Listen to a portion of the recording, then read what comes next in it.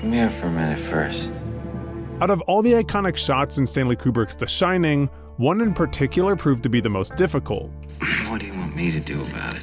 In fact, it was almost impossible. It's a fairly simple shot. The camera follows Danny as he rides his bike around the overlook, but before 1976, this shot would have looked a lot like this. Because in 1976, Garrett Brown changed cinema forever with his invention of the Steadicam, an invention he demoed in a 2-minute video he called 30 Impossible Shots. I liked handheld. I did not like the way it looked then or now. And so what I needed was a way to disconnect the camera from the person. The great thing about that invention is you can shoot something that anybody in the business will know is impossible. And while Kubrick immediately expressed interest in the technology, it was actually cinematographer Haskell Wexler who contacted Brown first to help with a shot he dreamed up for his newest film.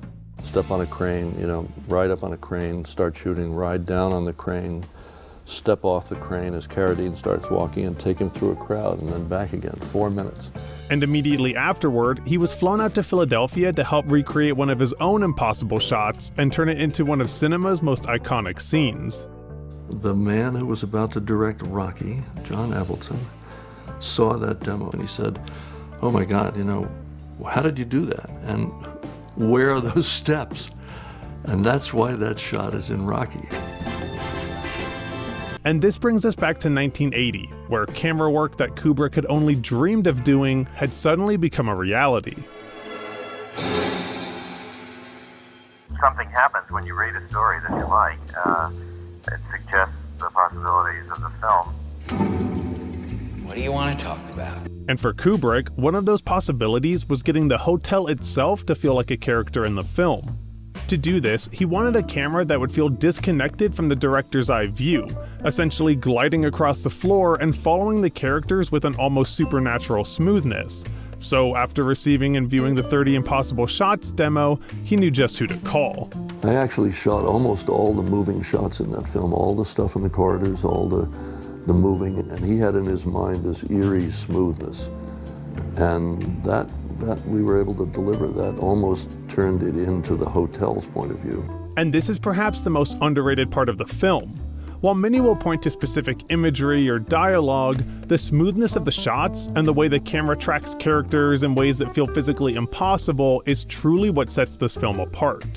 They have a faintly diabolical quality, and I think it depends on the steadiness, the supernatural steadiness of those shots. And to go along with the steadiness of the shot is where the camera is placed. So many horror films put us in the protagonist's shoes to create tension, ultimately leading to a jump scare. Who is it? But The Shining uses an almost wandering camera with a subjective shot, making it appear as though the camera itself is hunting the family. Coming around those corridors chasing Danny, that's part, I think, of why the film remains frightening.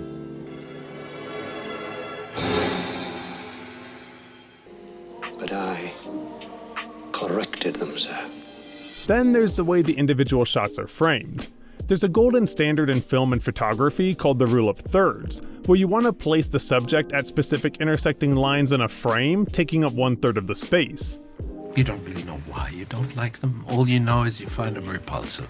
But Kubrick loved placing his subjects in the center of the frame, and on The Shining, he heavily utilized center framing to give the scene a cold, distant, and uneasy feeling. And I'd like to know what they are.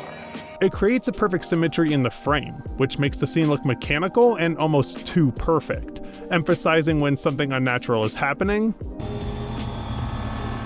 or being explained. Killed his family with an axe. And when paired with the perfectly smooth movement of the camera, it's like watching a stage, increasing our distance from the scene as though we're an outside observer, forced to look on and unable to help. I'm coming down! For me, this is where the true brilliance of The Shining's horror comes from. It's not the acting, the frightening imagery, or the hotel's impossible layout. It's something as simple as an unnaturally steady camera. Danny, everything's okay. I'm Luke. Bye. Thanks for watching.